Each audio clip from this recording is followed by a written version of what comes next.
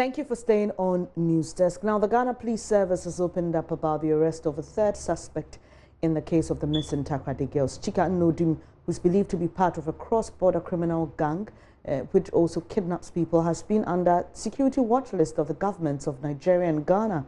Detective Inspector Dokas Asari, in an interview on Ghana Police Watch, said the suspect's arrest was helpful in leading officers to where the suspected human remains were retrieved. August 2nd, we had information from our counterpart in Nigeria that one of the accomplices has been arrested. The suspect, we allowed him to speak to that suspect who has been arrested in Nigeria.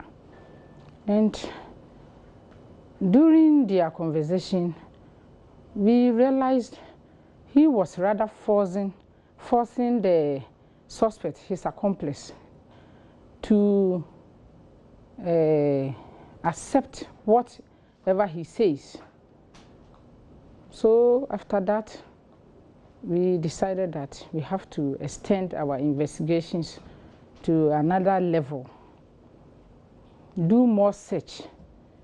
In the three areas he was arrested, he was recaptured, and where he lives. So we first went to his house in Cancer Road. This is Cancer Road, where Samuel Wells lived.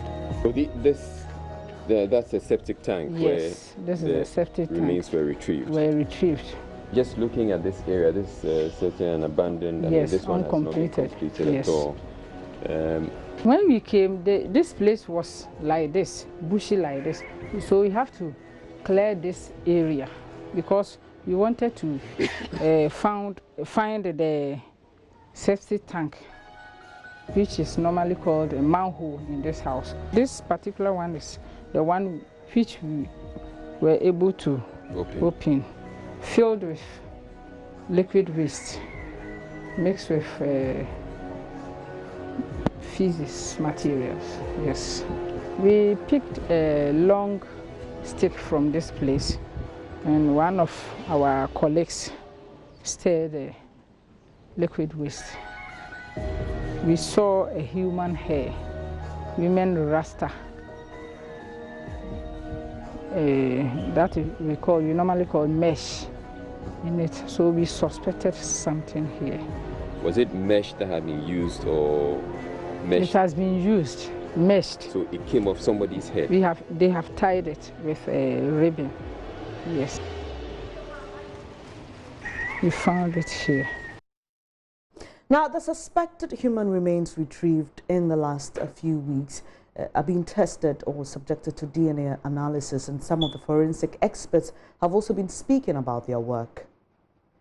Assignment was pretty simple: to come here and take DNA samples from the alleged surviving relatives of the missing persons that we are after. I did a little bit of counseling. I explained the procedures to them, and they understood. They cooperated pretty well, and the samples were taken with no hindrance whatsoever at all. So yeah, it really did go well. It really did go well. We've actually taken DNA samples from 4 families, 4 family members. Some were mothers and children or siblings of the missing persons, and then also in some cases the father. The father was also present, so we added. But in cases like this, usually the mother is of prime importance because of finding the bones, all of them in one same pit. So using the mother becomes of prime importance. There are cases where some fathers may not necessarily be the actual fathers of these individuals. So we're going to do both maternity testing, and in the case of those whose fathers were present, paternity testing as well.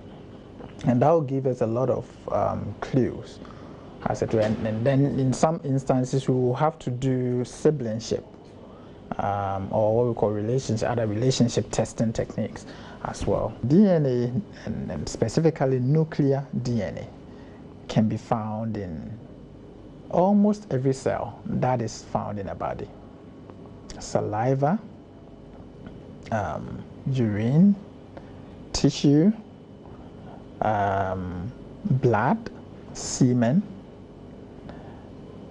bones, teeth, hair with roots, fingernails, debris,